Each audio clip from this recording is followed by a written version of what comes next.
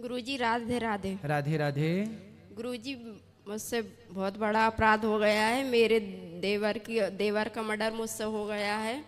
मेरी तबीयत बहुत ज़्यादा ख़राब थी और मेरे देवर और भुआ सास के लड़के और चाचा ससुर के लड़के दोनों मेरे घर पे आए और वो लोग जैसे ही आए मेरी तबीयत ख़राब हुई थी तो मैं नीचे गिर पड़ी चक्कर खा के। फिर उन लोगों ने सोचा कि मुझे कोई भूत चुड़ैल चैटी है, भूत प्रेत का साया है। तो उन लोगों ने वो जादू टोना किया और मुझे उकसाते रहे कि तुम बेड़नी हो, ये हो, वो हो, फलाना ढिकाना। वो इस तरह से पूजा पाठ करते रहे। उन्होंने दिन भर किया, रात भर किया और रात भर करके मेरे देवर चले गए, हमें छोड़कर। भुआ सास के लड़के वहीं पे थे।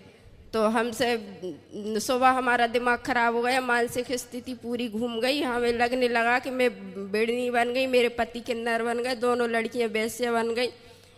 इस चक्कर में हमें कुछ भी समझ में नहीं आया और हमने अपने देवर को मार दिया। कैसे मारा था? हंसिए से मार दिया गुरुजी।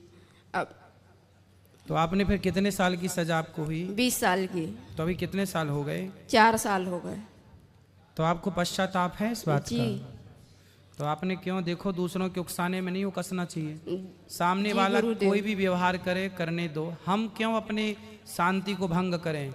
गुरुजी यही समझ में नहीं आता कि हम अपने आप को कैसे कंट्रोल करें, हम अपनी बुद्धि को कैसे संभालें। सत्संग से कंट्रोलिंग पावर बढ़ती है, इसलिए सत्संग करना चाहिए, कथाएं सुनना चाहिए। इसलिए तो बड़े बुजुर्ग कह गए हैं सत्संग करो, कथाएं सुनो, मंदिर जाओ, मंदिर में एकाग्रता बढ़ेगी, सत्संग से एकाग्र। आजकल लोग शराब पी रहे हैं, आजकल लोग वारों में जाकर डांस कर रहे हैं, आजकल के लोग क्लबों में जा रहे हैं, आजकल के लोग उल्टे सीधे काम कर रहे हैं। इसलिए मन चारों तरफ अशांति अशांति है।